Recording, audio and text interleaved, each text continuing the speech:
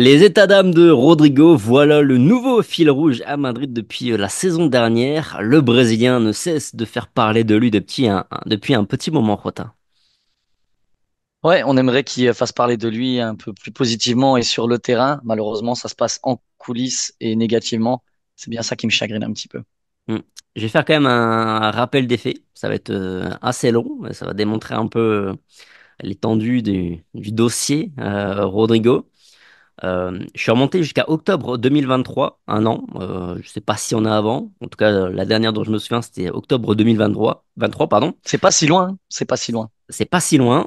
Bizarrement, c'était déjà lors d'une trêve internationale. Je le cite dans une interview. J'ai toujours dit que j'avais plus d'aisance à jouer sur les ailes. Je n'aime pas jouer en tant que numéro 9, même si dans mon club, je suis obligé de le faire ici, donc avec la sélection brésilienne. Je peux me déplacer sur tout le terrain, ce qui m'a aidé dans mon jeu. Fin citation. À l'époque, ça avait déjà fait un peu parler à Madrid. Le club ne comprenait d'ailleurs pas pourquoi il disait ça, puisqu'il ne jouait pas réellement au numéro 9 au Real Madrid, puisque l'année dernière, je rappelle, on jouait en 4-4-2 avec une attaque à 2, Vinicius, Rodrigo et Bellingham derrière.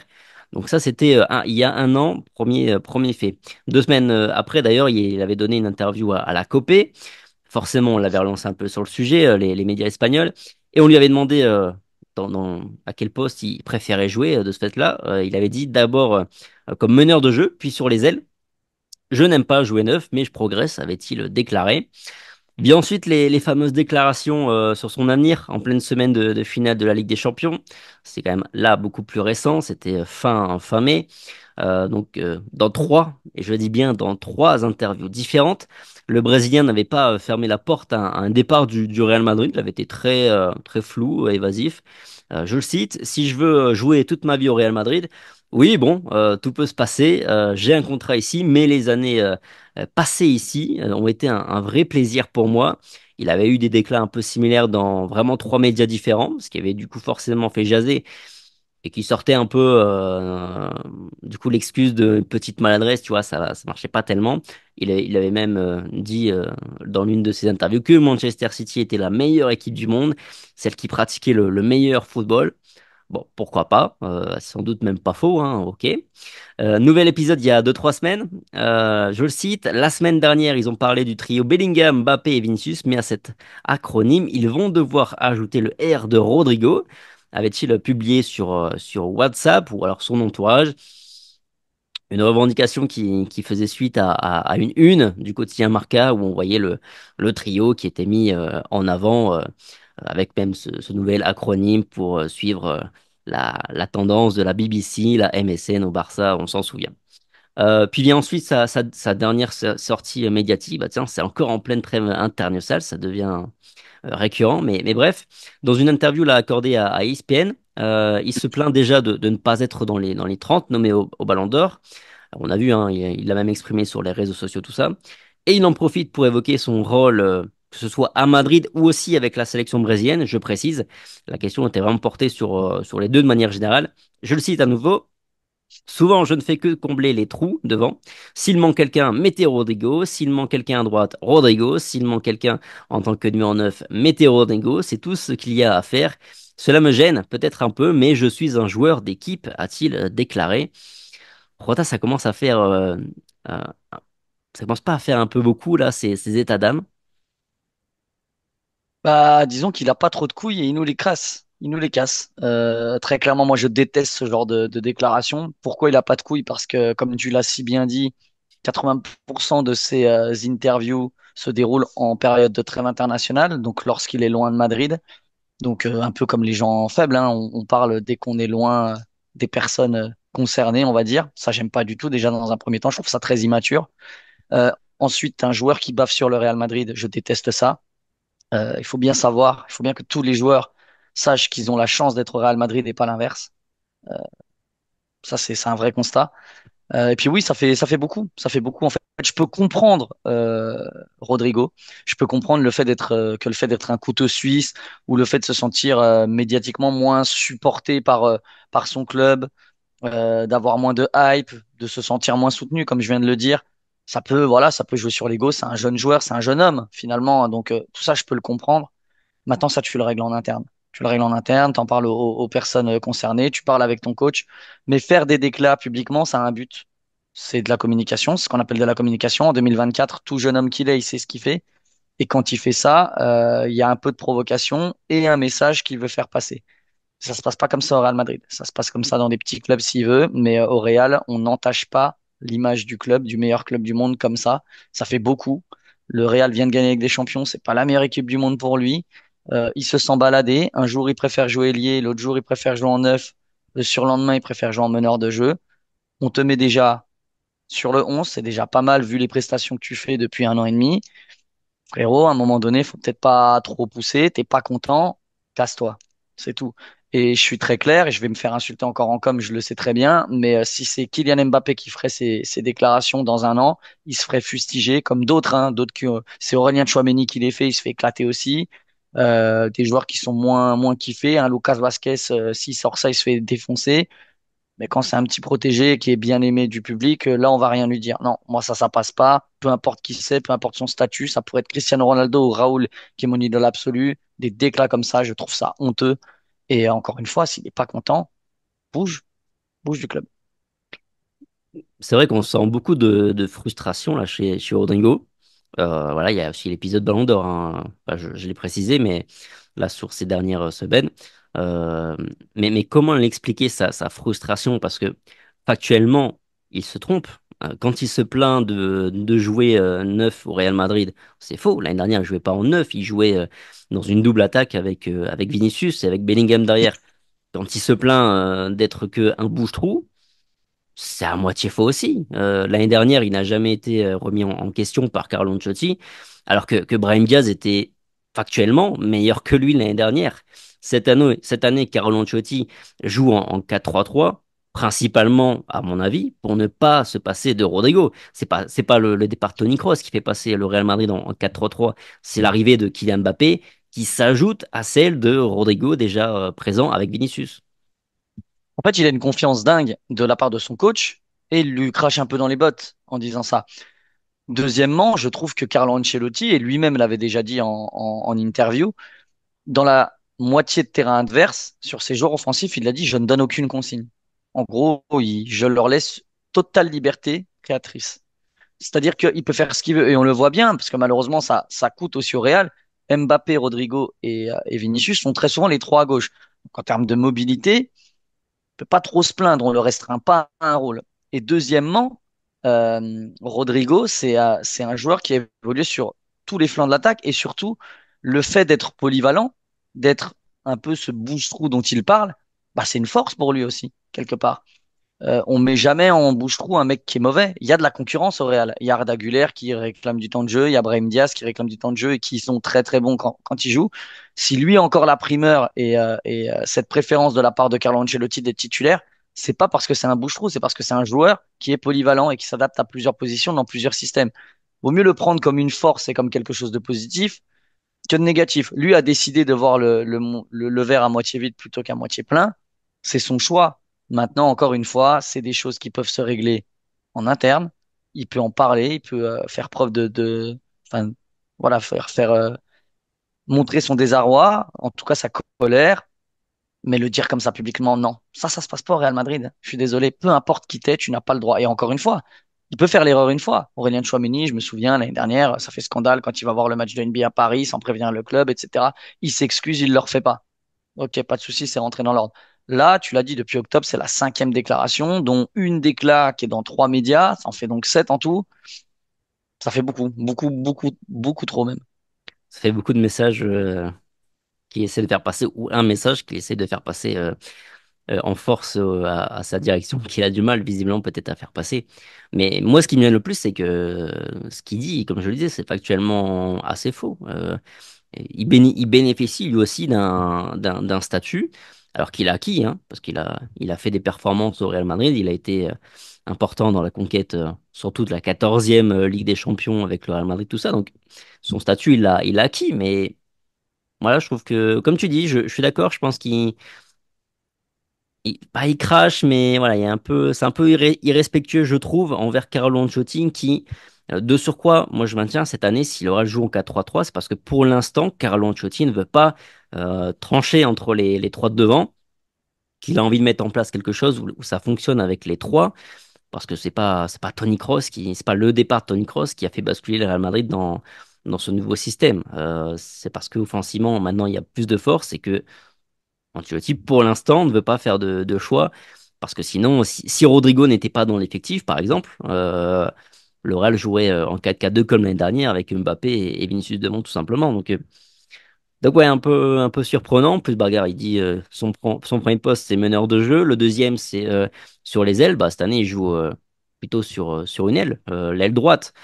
Même s'il a beaucoup de liberté aussi, comme tu le disais. Même si peut-être sur le dernier match, on a quand même vu un Rodrigo un peu plus à droite. Est-ce que c'était une consigne aussi de Carlo à faire à suivre? Mais en tout cas, c'était la tendance sur le dernier match. Moi, j'ai une théorie. Je pense que Rodrigo est quelqu'un d'un peu matrixé, entre guillemets, qui suit beaucoup les réseaux sociaux, la presse, et ça lui monte un peu à la tête. Parce qu'il voit bien que il n'est pas du tout mis au même niveau que Vinicius ou encore que Mbappé. Ouais, c'est possible que ce soit quelqu'un d'un peu susceptible ou d'un peu jeune. Et comme tu dis, il est un peu la presse, un peu les réseaux sociaux. Maintenant, je me dis que c'est quelqu'un d'entouré aussi. Il a un service de com ou une agence de com qui le gère, c'est absolument certain. Et avant toute interview, les joueurs sont briefés, on le sait, c'est pas nouveau, hein, ça date pas d'il y a 5 ans, tout ça. Donc, je pense qu'il est aussi libre de dire ce qu'il veut. Moi, j'aime pas les gens qui crachent dans la soupe. Ça n'enlève rien au talent de Rodrigo, ça n'enlève rien à tout ce qu'il a fait au Real Madrid et ce qu'il est capable de faire, à son talent, à tout ça. Moi, j'ai aucun problème avec ça. Tu l'as dit, il a été décisif dans de nombreuses Ligues des Champions et pour ça, on le remerciera jamais assez. Maintenant, je comprends pas ses sorties. Déjà, ça en fait plusieurs, c'est ce que j'ai dit. Ce qui me gêne, c'est qu'il y en a plusieurs déjà. Et en plus, elles se passent toujours hors de Madrid. Ça me gêne d'autant plus. Pour moi, c'est de la lâcheté.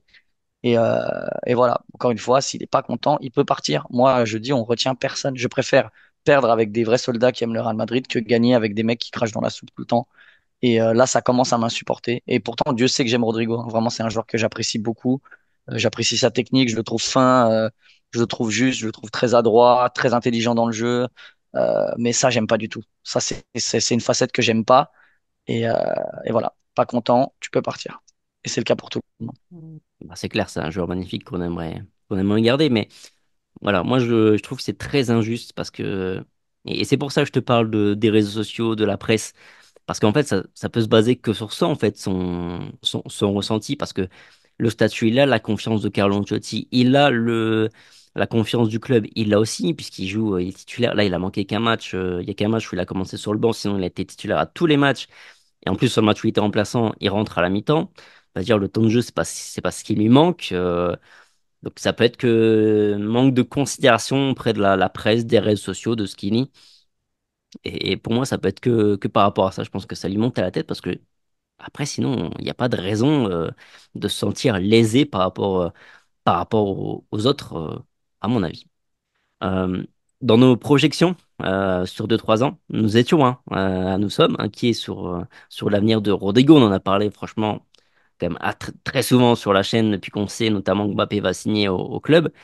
Je crois que les choses vont, enfin je suis même sûr, hein, les choses vont plus vite encore que ce qu'on pouvait craindre. Moi j'ai déjà du mal là à imaginer Rodrigo encore au Real Madrid l'année prochaine.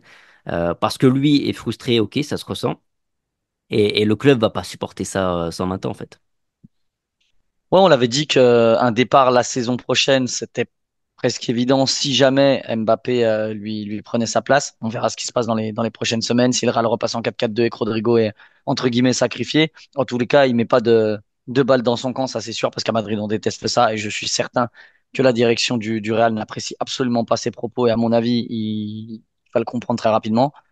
Euh, mais oui, moi j'avais même dit, hein, s'il y avait une fenêtre ouverte dans ce mercato estival avant le 31 août, j'avais même dit que je voyais pas impossible le fait de bouger. Je pense c'était trop compliqué pour un transfert de cette envergure, mais c'est sûr que l'an prochain, en tout cas la saison prochaine, parce que je ne le vois pas partir en hiver, mais la saison prochaine plutôt, je le vois pas forcément être madrilène Mm. si ça continue dans ce sens-là, s'il a une saison aussi, entre guillemets, hein, compliquée que celle passée, qui continue ce type de déclat et puis qui venait à perdre sa titularisation, là, je pense que ça serait réglé vraiment. Mais c'est vrai que j'ai du mal à l'imaginer sur le long terme au Real.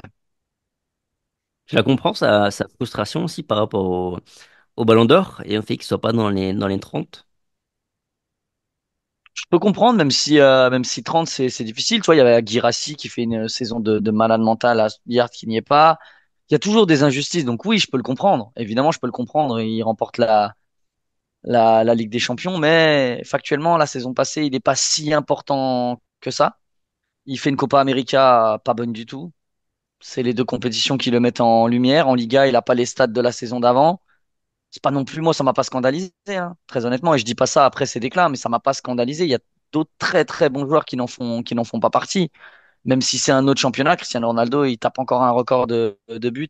Il y est pas, tu vois, alors que Messi, dès qu'il mettait 10 buts, il y était dans des listes où on n'y pensait pas. Donc, il y a plein de choses qui rentrent en compte. Il y a peut-être aussi cet aspect médiatique dont tu parlais où il est rarement mis en avant. Donc, je peux comprendre sa frustration. Et encore une fois, c'est pareil, hein. Je peux comprendre le fait qu'il soit mis là où il y a une place au Real, etc. Mais encore une fois, on le dit pas en déclat hors Madrid comme ça pour faire parler. C'est juste ça qui me dérange.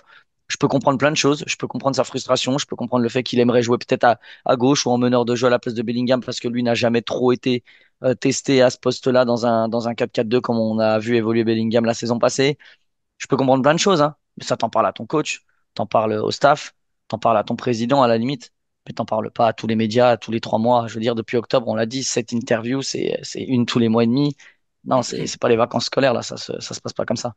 Mm. Non, et puis là, pour le coup, il y a un vrai cas. Je veux dire, là, c'est pas juste nous, les médias, qui en font une histoire, parce que Carlo Ancelotti, c'était il y a 2, 3 semaines, après sa première déclaration, il avait quand même été jusqu'à en parler avec Rodrigo. Voilà, après, bon, c'était une histoire. Apparemment, c'était l'entourage, tout ça. Enfin, peu importe, si l'entourage pense comme ça, on sait que Rodrigo pense la même chose. Mais en tout cas, pour sa nomination au Ballon d'Or, je comprends sa frustration. Euh, Après, parce que c'est un compétiteur, tout ça. Après, sa nomination ne m'aurait pas indigné, comme sa non-nomination ne m'indigne pas, parce que Rodrigo, il n'a pas fait une grande saison avec le Real Madrid. Il n'a pas non plus fait une bonne Copa América, comme tu l'as dit. Il n'a pas de moment très marquant sur la saison passée. Au contraire, par exemple, parce que s'il faut me comparer avec les mecs qui sont dans la liste et plutôt sur le secteur offensif, bah, Lookman, par exemple, il a un vrai moment marquant. Nico Williams, il y en a aussi. Dovbyk aussi, meilleur buteur de la Liga, ce qui n'est pas rien devant des noms comme Lewandowski, Bellingham et compagnie. Et puis, ben, on y revient un peu, mais il n'a pas non plus l'impact médiatique d'un Mbappé, par exemple. Parce que Non, mais c'est clair. parlons très clairement, si Mbappé fait la même saison que Rodrigo, il aurait été dans la liste, Mbappé. Parce que Mbappé alors il met des buts, mais il fait pas non plus. Je suis même pas sûr qu'il fasse une meilleure saison au PSG que Rodrigo ne l'a fait avec le Real Madrid d'ailleurs. Même si c'est difficilement comparable. Mais Mbappé fait aussi un Euro qui est catastrophique. Et tu vois, lui, il est dans la liste, et puis en plus, il va être dans les 10. Tu vois, enfin, donc voilà, il y a malheureusement, bah on n'arrête pas de le dire malheureusement, et en plus dans les commentaires souvent on se fait un peu tacler parce que les gens pensent qu'on sous-estime Rodrigo, mais que ce soit en termes si on doit établir une hiérarchie au Real Madrid, c'est sûr et certain aujourd'hui Rodrigo serait derrière Mbappé, euh, sûr 100%.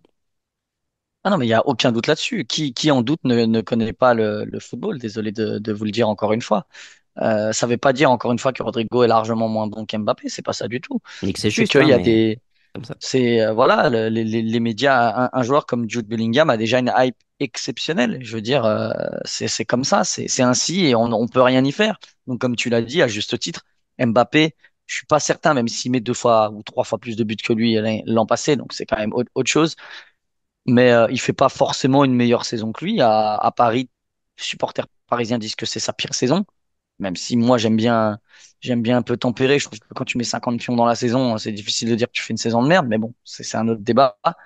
Il fait un euro de merde. Au final, il y avait aucune question sur le fait qu'il soit pas dans les 30.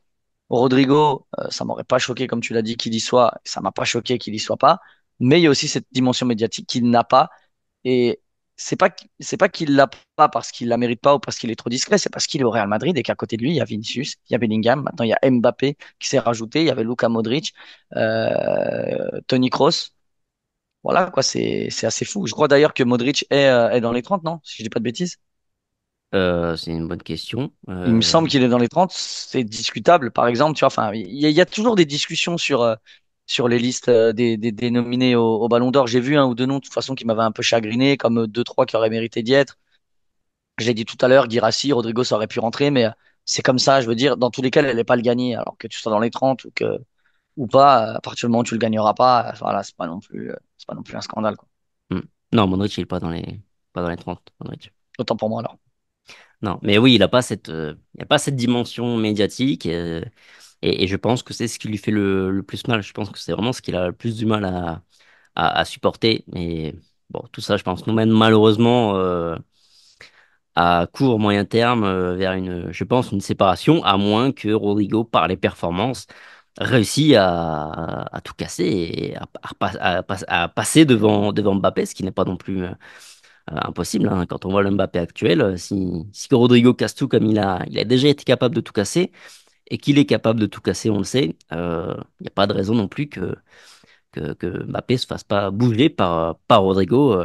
Mais ça, c'est sur le terrain qu'il va le gagner et pas dans les médias. C'est clair. Bon, je pense qu'on a fait le tour sur le dossier. Merci, merci Rota. Faites-nous Merci, part, Tom. vous aussi, un peu de votre ressenti. Alors, je vois déjà pas mal de commentaires ces derniers jours sur les réseaux par rapport à ça. Et honnêtement, Rota n'est pas les seuls à être irrités, agacés par cet enchaînement de déclarations de Rodrigo. Donc, faites-nous part un peu de votre ressenti, comment vous voyez un peu les choses pour la suite. Merci à tous, passez une bonne journée, une bonne semaine, prenez soin de vous, puis on se retrouve très très vite sur Alphonse. Allez, ciao! Ciao.